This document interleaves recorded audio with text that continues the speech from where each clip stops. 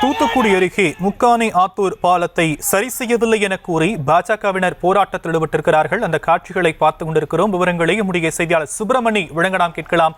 சுப்பிரமணி, மேலும் விவரம். வணக்கம் சார். தூத்துக்குடி மாவட்டத்தில் கடந்த ஆண்டு டிசம்பர் மாதம் ஏற்பட்ட வெள்ளப்பெருக்கில் ஏரல் மற்றும் ஆத்தூர் பாலங்கள், அதாவது மேல்மட்ட பாலங்கள் பெரும் போக்குவரத்துக்கு பாதிப்பு ஏற்பட்டது. அந்நிலையில் போக்குவரத்து நிறுத்தப்பட்டது. இந்நிலையில் தூத்துக்குடி மாவட்ட பாரதிய ஜனதா கட்சி தலைவர் சித்தராங்கதன் தலைமையில் இன்று பாலத்திற்கு மலர் அஞ்சலி வைத்து போராட்டம் அறிவிக்கப்பட்டிருந்தது. ஏராளமான பாரதிய ஜனதா கட்சி தொண்டர்கள் பாலத்தின் முன் கூடியிருந்தனர். ஏராளமான போலீசாரும் காவலுக்கு குவிக்கப்பட்டிருந்தனர்.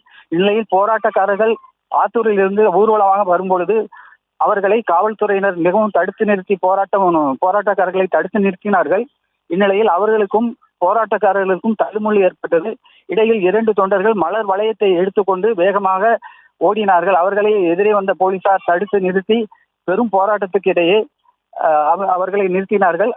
இந்நிலையில் அவர்கள் அனைவரையும் கைது செய்து அருகில் உள்ள திருமண மண்டபத்திற்கு அழைத்து சென்றிருக்கிறார்கள்.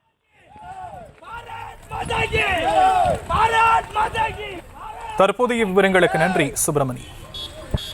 भारत माता की जय।